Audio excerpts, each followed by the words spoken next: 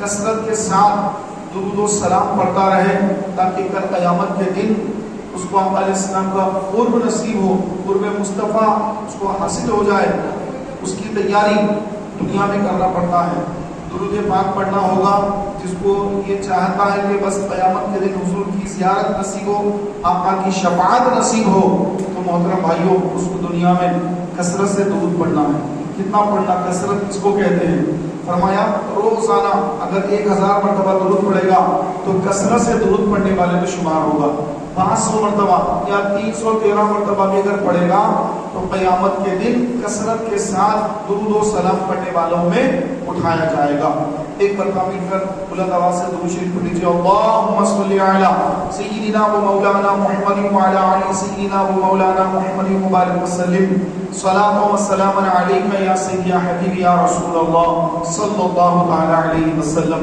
محترم بھائیوں، ہمارے آقا و مولا حضور نبی اکرم صلی اللہ علیہ وآلہ وسلم نے امام حسین رضی اللہ تعالیٰ عنہ کی ولادت کے ساتھ ہی دنیا والوں کو خبر دے دی، کیونکہ جبریل علیہ السلام وحی لے کر آئے اور اللہ کا سلام پہنچا کر حضور کی بارگاہ میں عرض کیا تھا کہ یا رسول اللہ، یہ آپ کے نواسے حسین کو آپ کی امت کے لوگ شہید کر دیں گے، اور کربلا کی مٹی بھی، کربلا کی جو مٹی ہے وہ مٹی بھی لا کر ایک فرشتے نے بتایا کہ اس سرزمین پر یا رسول اللہ آپ کے نواسے کو آپ کی امت کے لوگ شہید کر دیں گے۔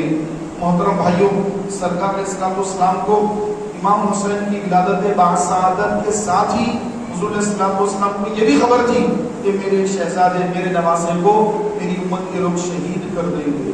اللہ اکبر۔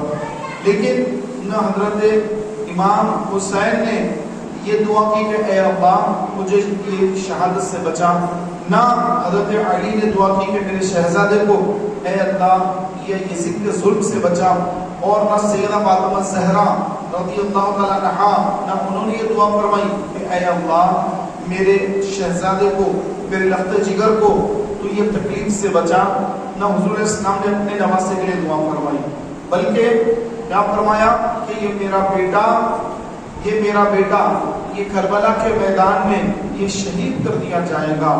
لیکن آقا علیہ السلام نے اللہ کے حضور دعائیں نہیں کی، کیونکہ اللہ کی طرف سے آزمائش ہے، اللہ کی طرف سے امتحان ہے، اور اس امتحان میں کامیاب ہونا، اور رسول کریم علیہ السلام حضرت امام حسین کے پشت اتھر پر اپنا دست کرم رکھے ہوئے ہیں۔ اتنی تکالیف کے باوجود امام حسین کے بیعت ابد کو لغزش نہیں آتی، امام حسین پیچھے نہیں ہٹتے، امام حسین یزید کے ہاتھ پر بیعت نہیں کرتے بلکہ اپنا سر کٹا لیتے ہیں۔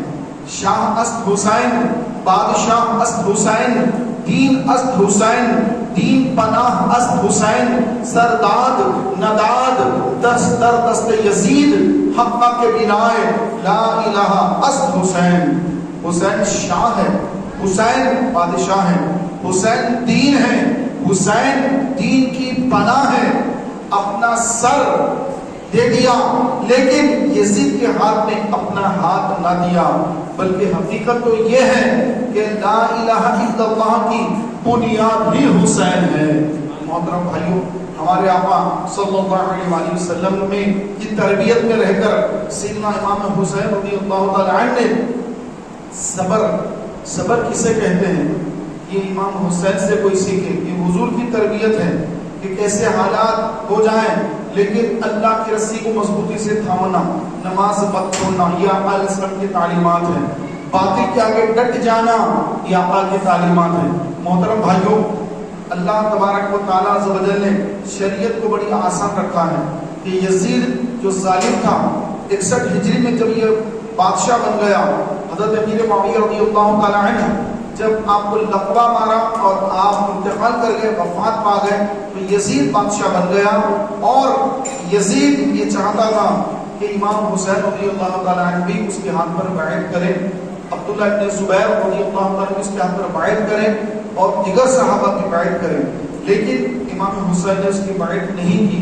یہ بیعت وہ بیعت نہیں تھی کہ جو رسول کریم علیہ السلام کے ہاتھوں پر مسلمان بیعت کیے تھے، بلکہ یہ خلافت کی بیعت تھی کہ خلیفہ تسلیم کرنا۔ آج بھی بیعت ہوتی ہے، آج بھی بیعت کرتے ہیں، یہ بیعت توبہ ہے، یعنی اللہ تعالیٰ کے حضور توبہ کرنا، اپنے استاذ کو، اپنے پیر کو، اپنے استاذ کو گواہ بنا کر اللہ کے حضور توبہ کرنا، یہ آج کی بیعت ہے۔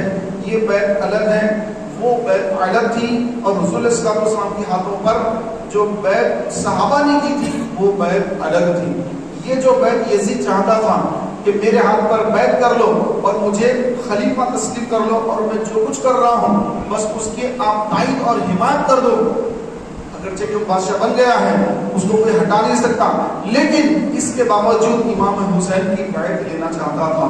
محترم بھائیوں، سیدنا امام حسین رضی اللہ تعالیٰ عنہ اس کے ہاتھ پر بیعت نہیں کیا، بیعت نہیں کی، مدینے کو چھوڑ کر مکہ مکرمہ تشریف لے گئے۔ مکہ مکرمہ میں پھر وہاں سے کوفیوں نے آپ کو خطوط لکھے کہ آپ یہاں پر آئیے، ہم آپ کی بیعت کریں گے، اور یزید کے ہاتھ پر بیعت نہیں کریں گے۔ یزید شریعت کے خلاف چلتا ہے، یزید شرابی ہے، یزید ظالم ہے، یزید قاتل ہے، یزید کے ہاتھ پر بیعت نہیں کریں گے۔ تو اس طرح سے جب امام حسین کوفہ آئے تو پھر کوفے والوں کو یزید کے گورنر ابن زیاد نے دھمکیاں دی، ڈرایا کہ تمہارے بچے یتیم ہوں گے، تمہاری خواتین بیوہ کر دی جائیں گی، تمہارے گھر توڑ دیے جائیں گے، تمہاری زمین پر قبضے کر لے گی حکومت۔ تو جب انہیں اس نے ڈرایا، دھمکایا، تو یہ کوفے والے، کوفی لا یوفی، کہ کوفے والوں میں کوئی وفا نہیں ہوتی ہے، یہ مشہور ہے۔ تو کوفے والے وہ جو ہے امام حسین آنے کے بعد پھر امام حسین کا ساتھ چھوڑ دیے اور اپنے گھروں کو چلے گئے۔ امام علی مقام رضی اللہ تعالیٰ عنہ میدان کربلا میں شہید کر دیے گئے۔ محترم بھائیوں، شہادت کے بعد یزید کے ظلم و ستم کی کہانیاں ختم نہیں ہوئی کہ امام حسین شہید ہونے کے بعد یزید سدھر گیا، یا پھر یزید نے امام حسین کے قاتلوں کو کوئی سزا دی؟ نہیں، کوئی سزا نہیں دی۔ بعض لوگ کہتے ہیں کہ یزید بے قصور ہے، یزید نے حکم نہیں دیا تھا، ابن سعد نے کیا، ابن زیاد نے کیا، تو پھر ابن سعد کو، ابن زیاد کو پھر یزید نے پھر ان کو سزا کیوں نہیں دی؟ سزا اس کو سزا ہی نہیں دی، اس نے کسی کو بھی سزا نہیں دی۔ اگر وہ اس کے اندر ملوث نہ ہوتا تو وہ ضرور کو سزا دیتا، اس نے کوئی سزا نہیں دی۔ اور اس کے بعد پھر مدینہ منورہ پر یزید نے حملہ کر دیا، مدینہ پاک پر یزید کا حملہ، رسول اللہ کے شہر پر یزید نے حملہ کر دیا۔ وہ مدینہ جہاں پر صبح 70,000 فرشتے حاضر ہوتے ہیں، شام 70,000 فرشتے حضور علیہ السلام کی بارگاہ میں حاضر ہوتے ہیں، درود پڑھتے ہیں، صبح جو آتے ہیں شام تک رہتے ہیں، شام جو آتے ہیں وہ چلے جاتے ہیں، پھر صبح والے پھر آتے ہیں۔ تو یہ فرشتے اس صبح قیامت تک جو ایک بار آ گئے وہ دوبارہ نہیں آئیں گے۔ اتنے فرشتے وہاں پر اللہ کے رسول صلی اللہ علیہ وسلم کی بارگاہ میں درود پڑھنے کے لیے بے چین بے قرار ہیں۔ تو روزانہ 70,000 صبح آئے، پھر 70,000 شام آئے، تو روزانہ 1,40,000 فرشتے مدینے میں حضور علیہ السلام کی خدمت میں حاضر ہو کر درود و سلام پڑھتے ہیں۔ اور ایک مرتبہ جو آ جاتا ہے قیامت تک اس کا دوبارہ نمبر نہیں آئے گا۔ اتنے فرشتے وہاں لائن میں ٹھہرے ہیں، قطار میں ٹھہرے ہیں کہ ہم جب اللہ کے حبیب کی بارگاہ میں جا کر ہم سلام پیش کریں۔ محترم بھائیوں، فرشتوں کو زندگی میں ایک ہی مرتبہ مدینے کی حاضری ہے، لیکن ہم جیسے گناہگار جتنی مرتبہ چاہیں مدینے جا سکتے ہیں۔ یہ اللہ کا ہم پر بڑا کرم ہے، بڑا احسان ہے۔ لیکن یزید کو نہ مکے کا ادب ہے، نہ مدینے کا احترام ہے۔ مدینے والوں نے جب بیعت سے انکار کر دیا تو یزیدی فوج نے مدینے پہ حملہ کر دیا۔ مدینے پر حملہ جب کر دیا گیا، رسول اللہ کے شہر کو تباہ کرنے کی کوششیں شروع ہو گئی، اور مسلمانوں کے صحابہ کرام کے گھروں کے اندر یزیدی فوج داخل ہو گئی، اور یزید نے 3 دن تک سارے مدینے کو یزیدی فوج پر حلال کر دیا کہ 3 دن جتنا ظلم کرو، چاہو جو چاہو کرو، جس کا چاہو قتل کرو، جس کو چاہو، جس عورت کی چاہے عزت، اس کی عصمت دری کرو، اور جس کا مال لینا چاہو مال لے سکتے ہو، جو چاہو کرو۔ 3 دن کی اجازت دی، اس کو کہتے ہیں ایام حرہ، آزادی کے دن، آزادی دے دی گئی۔ یزید کی فوج کو آزادی دے دی گئی کہ 3 دن تک تمہارے لیے مدینہ حلال کر دیا گیا، جسے چاہے قتل کرو، جس عورت کے ساتھ چاہے گناہ کرو، اور جس کا مال چاہے لوٹ لو، اور جو چاہو کرو۔ اور مسجد نبوی شریف کے اندر ان ظالموں نے افسوس کہ گھوڑے لا کر بند دیے، مسجد کے اندر گھوڑے بند دیے گئے، اور مسجد کے اندر یزیدی فوج کے گھوڑے وہاں پر گندگی کرتے، لید کرتے، اور مسجد کو ناپاک کرتے، اور وہاں 3 دن 3 رات تک نہ اذان نہ نماز، کوئی نماز کا اہتمام نہیں، کوئی جماعت کا اہتمام نہیں، نہ اذان ہو رہی ہے، بس یزید کی فوج دن دناتے پھر رہی ہے اور مسلمانوں پر ظلم و زیادتی کر رہی ہے۔ 11,000 صحابہ کرام علیہ رضوان کو یزیدی فوج نے شہید کر دیا۔ ایک مسلمان کو اگر کوئی قتل کر دے تو اللہ تبارک و تعالیٰ اس قاتل کو قیامت کے روز اونھے منہ کر کے داخل جہنم کر دے گا۔ تو یہ یزید پلید نے 11,000 صحابہ کرام علیہ رضوان کو شہید کرا دیا۔ 7,000 صحابہ کی بیٹیوں کے ساتھ اس نے بدکاریاں کروائیں، زنا کروایا، گناہ کرایا۔ جب یزیدی فوج وہاں سے فارغ ہوئی تو 7,000 مسلمان لڑکیاں حاملہ ہو چکی تھی۔ محترم بھائیوں، یزیدی فوج نے مدینے میں جب کوہرام مچایا، ظلم و زیادتی کے پہاڑ توڑے، حضرت سیدنا مصعب بن عمیر رضی اللہ تعالی عنہ یہ صحابی رسول ہیں، آپ فرماتے ہیں کہ جب یزیدی فوج مدینے میں داخل ہو گئی اور مسجد نبوی شریف میں داخل ہو گئی اور مسجد کے اندر گھوڑے باندھ دیے گئے، لوگ مسجدوں سے بھاگنے لگے، گھروں سے بھاگنے لگے، تو میں مسجد ہی میں آ گیا اور اپنے کپڑے وغیرہ پھاڑ کر میں بیٹھ گیا۔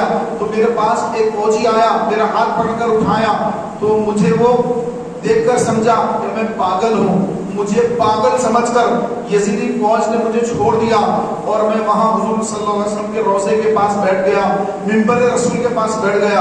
خدا کی قسم، جب اذان کا وقت ہوتا، اذان کے وقت پر رسول اللہ صلی اللہ علیہ وسلم کے تربت انور سے، روضے اطہر سے اذان کی آواز آتی، اور پھر آپ علیہ السلام کی نماز کی آواز بھی میں سنتا ہوں، لیکن مسجد نبوی شریف میں نہ کوئی مسلمان آ سکتا، نہ اذان دے سکتا، نہ نماز پڑھ سکتا۔ یزیدی فوج کا حملہ ہے، یزیدی فوج نے کوہرام برپا کر کے رکھا ہے۔ محترم پیارے بھائیوں، جب مدینے کو تہس نہس کرنے کے بعد، 11,000 صحابہ کو شہید کر دینے کے بعد، یزید کا حکم آیا کہ اب مدینہ چھوڑ دو، اور عبداللہ بن زبیر رضی اللہ تعالی عنہ، انہوں نے بھی اس کے حق پر بیعت نہیں کی تھی اور عزیمت کا راستہ اختیار کیا تھا۔ جو راستہ امام حسین نے اختیار کیا، وہی راستہ عبداللہ بن زبیر نے اختیار کیا تھا، اور آپ مکہ مکرمہ ہی میں تھے۔ یزید نے حکم دیا کہ جاؤ عبداللہ بن زبیر کی بیعت لو ورنہ مکہ پہ حملہ کر دو۔ تو افسوس کہ ظالم نے مکہ مکرمہ پر حملہ کر دیا، مکہ مکرمہ پر حملہ کر کے بہت سارے صحابہ کو اس نے شہید کرا دیا، اور بڑے بڑے پتھر کعبۃ اللہ شریف پر اس نے پھینکوائے، اور ان پتھروں سے آگ لگ گئی، غلاف کعبہ جل گیا، اور غلاف کعبہ کے ساتھ کعبۃ اللہ شریف کے اوپر حضرت سیدنا اسماعیل علیہ السلام کو جب ابراہیم علیہ السلام ذبح کرنے کے لیے لٹائے تھے، تو اللہ کے حکم سے جبریل امین جنت سے ایک دمبا لے کر آئے تھے، اور وہ دمبا اسماعیل علیہ السلام کے فدیے میں دیا گیا، اور اسماعیل علیہ السلام کو اللہ نے بچا لیا تھا۔ تو وہ جو دمبا تھا، وہ جو جنتی دمبا تھا، اس دمبے کی جو سینگیں تھی وہ کعبۃ اللہ شریف پہ لگی ہوئی تھی۔ جب یزیدی فوج نے کعبۃ اللہ شریف پر حملہ کیا، غلاف کعبہ کو آگ لگ گئی، تو پھر افسوس کہ اس دمبے کے جو سینگ تھے وہ سینگوں کو بھی آگ لگ گئی، وہ بھی جل گئے، مطاف کے اندر پورے پتھر بھرے ہوئے ہیں۔ اس قدر یزیدی فوج نے مکہ مکرمہ کی بے حرمتی اور مکہ مکرمہ کو پامال کرنے کی کوشش کی، بہت سارے صحابہ کو شہید کیا۔ محترم بھائیوں، حضرت عبداللہ بن زبیر رضی اللہ تعالی عنہ آپ بھی اپنی فوج کے ساتھ، مجاہدین کے ساتھ یزیدی فوج کا مقابلہ کر رہے تھے۔ اسی اثنا میں خبر ملی کہ یزید مر گیا ہے، 39 سال کی عمر میں یہ موت کے گھاٹ اتر گیا، اور ایسی عبرتناک اس کو موت نصیب ہوئی کہ یہ عورتوں کا بڑا فریفتہ تھا، عاشق تھا عورتوں کا، تو اس کو کم عمر لڑکیوں سے بڑی محبت تھی، تو یہ ایک رومی لڑکی کی محبت میں گرفتار ہو گیا۔ اگرچہ کہ وہ شادی شدہ ہے، اس کے بیٹے بھی ہیں، لیکن پیارے بھائیوں اس کا شوق، اس کے گناہوں کا، اس کو جو گناہوں کا جو انداز مل گیا تھا کہ بس زندگی ایسے ہی گزارنی ہے، تو وہ اس کے عشق میں فریفتہ ہو گیا، اور اس عورت نے، اس لڑکی نے اس کو ایک باغ میں بلایا، اور باغ میں بلا کر جب وہ تنہا وہاں پر پہنچ گیا تو اس لڑکی نے چھپا کر ایک خنجر لایا تھا جو زہر میں بجھا ہوا تھا. وہ زہر میں بجھے ہوئے خنجر سے اس خاتون، اس لڑکی نے، رومی لڑکی نے یزید پر حملے کر دیے، بے در پہ 3-4 حملے کر دیے. یزید گھوڑے سے نیچے گرا اور تھوڑی دیر کے بعد وہ ٹھنڈا ہو گیا. اب اس کے لوگ ڈھونڈ رہے ہیں، فوجی ڈھونڈ رہے ہیں کہ یزید کہاں گیا، وزیر ڈھونڈ رہے ہیں، وزراء ڈھونڈ رہے ہیں، سب ڈھونڈ رہے ہیں کہ یزید کہاں ہے. 3 دن کے بعد اس کی لاش جب ملی تو اس کی لاش سڑ گئی تھی اور بدبو آ رہی تھی. ایسی بلندناک موت اللہ نے اس کو دی، اور اس کے بعد اس کو وہاں سے اٹھا کر لا کے قبر میں دفنا دیا گیا. محترم بھائیوں، یزید پلید نے جو ظلم اور ستم کیے ہیں، اللہ اکبر. امام حسین کی شہادت کے بعد اس نے کہا کہ اب ہم نے بدر والوں کا بدلہ لے لیا ہے. بدر میں ہمارے ساتھ جو ہوا تھا آج ہم نے اس کا بدلہ لے لیا. بدر میں کیا ہوا تھا؟ بدر میں رسول پاک علیہ الصلوۃ والسلام 313 صحابہ کو لے کر کے بدر کے میدان میں تشریف لائے تھے، اور میدان بدر میں کفار مکہ جمع ہوئے تھے. کفار مکہ تو مدینہ آنا چاہتے تھے، آ کر رسول پاک علیہ السلام کو شہید کرنا چاہتے تھے، اسلام کو ختم کرنا چاہتے تھے، سارے مسلمانوں کو شہید کر دینا چاہتے تھے. اس میں بنو امیہ کے لوگ بھی تھے، ابو سفیان ابھی تک اسلام قبول نہیں کرے، اور بہت سارے بنو امیہ کے لوگ اس کے اندر موجود تھے. محترم بھائیوں، یزید کہہ رہا ہے کہ بدر کے میدان میں جو ہم پر جو کچھ ہمارے ساتھ ہوا تھا آج ہم نے اس کا بدلہ لے لیا معاذ اللہ. تو میرے پیارے بھائیوں، بدر کے میدان میں جو جنگ ہوئی وہ اسلام اور کفر کے درمیان ہوئی. ایک طرف اسلام، ایک طرف کفر. اور بدر کے میدان میں جو یزید کے خاندان کے لوگ تھے وہ کافروں کے طرف سے آئے تھے، مارے گئے تھے. حضرت امیر حمزہ کے ہاتھوں مارے گئے، صحابہ کے ہاتھوں مارے گئے. تو یزید کہہ رہا ہے کہ ہم نے بدر والوں کا بدلہ لے لیا. اسی اس کی ایک بات پر امام احمد بن حنبل رحمۃ اللہ تعالی علیہ، آپ نے اس کو کفر کا فتویٰ دیا کہ یہ الفاظ کفریہ ہیں کہ میدان بدر میں جو کچھ بنو امیہ کے ساتھ ہوا تو یزید اس پر یہ کہہ رہا ہے کہ ہم نے اس کا آج کربلا کے میدان میں بدلہ لے لیا معاذ اللہ. تو پیارے بھائیوں، اس کے یزید کے کافر ہونے میں بہت سارے ائمہ، بڑے بڑے علماء کرام کی جماعت ہے جو یزید کو کافر کہتی ہے، اور کوئی جماعت ہے جو مسلمانوں کی وہ یزید پر لعنت بھیجتی ہے. ایک ایسی جماعت ہے مسلمانوں کی جو نہ اس کو کافر کہتی ہے نہ اس پہ لعنت بھیجتی ہے بلکہ خاموشی اختیار کرتی ہے. اور ایک جماعت ایسی کہ اس کو یہ نہیں کرنا چاہیے تھا کہتی ہے. اور ایک مسلمانوں کی جماعت وہ بھی ہے جو یزید کی تائید کرتی ہے، یزید کی حمایت کرتی ہے، اور یزید کو اچھا بتاتی ہے، اور یزید کے نام پر اپنے ملک کے اندر سڑکوں کے نام بھی رکھتی ہیں. یزید ابن معاویہ، شارع یزید ابن معاویہ، طریق یزید ابن معاویہ. تو یزید سے بعض لوگوں کو شدید محبت ہے، اس محبت کی بنا پر اپنے ملکوں کے، شہروں کے روڈوں پر سڑکوں کے نام رکھے جا رہے ہیں یزید کے نام پر کہ ان کا حشر انشاءاللہ یزید ابن معاویہ ہی کے ساتھ ہوگا.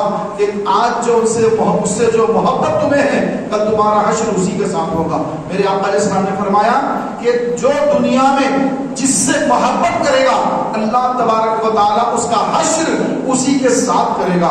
ہمیں حضور علیہ السلام سے محبت ہے، ہمیں ابو بکر، عمر، عثمان، علی سے محبت ہے، ہمیں اہل بیت و صحابہ سے محبت ہے، امام حسین سے محبت ہے. انشاءاللہ ہمارا حشر امام حسین کے ساتھ ہوگا.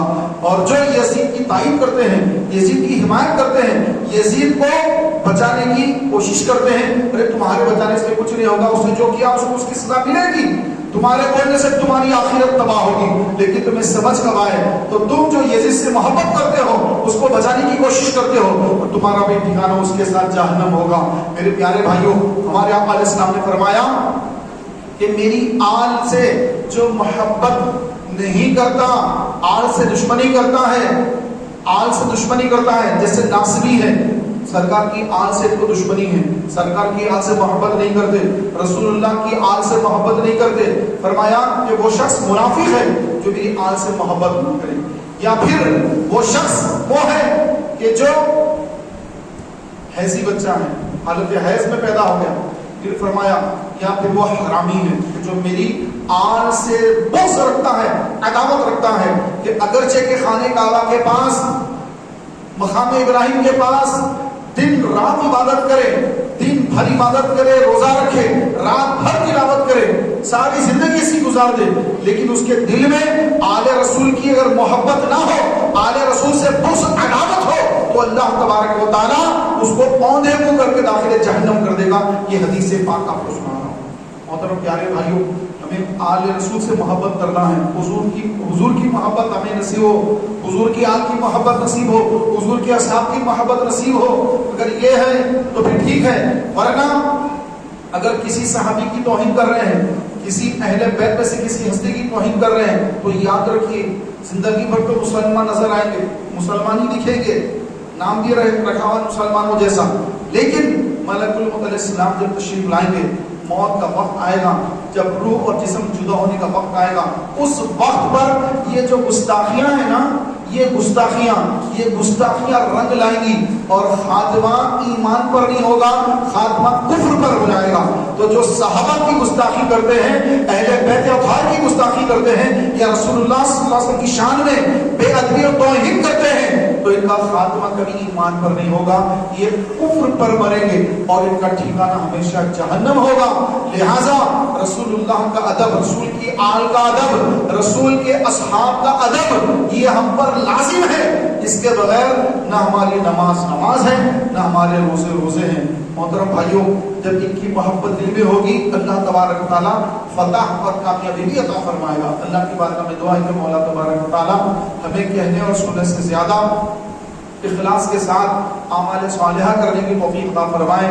حضور علیہ السلام کی سچی محبت، آل رسول اصحاب رسول کی سچی محبت اللہ ہم سب کو نصیب فرمائے۔ آمین یا رب العالمین، بجاہ نبی امین صلی اللہ علیہ وسلم۔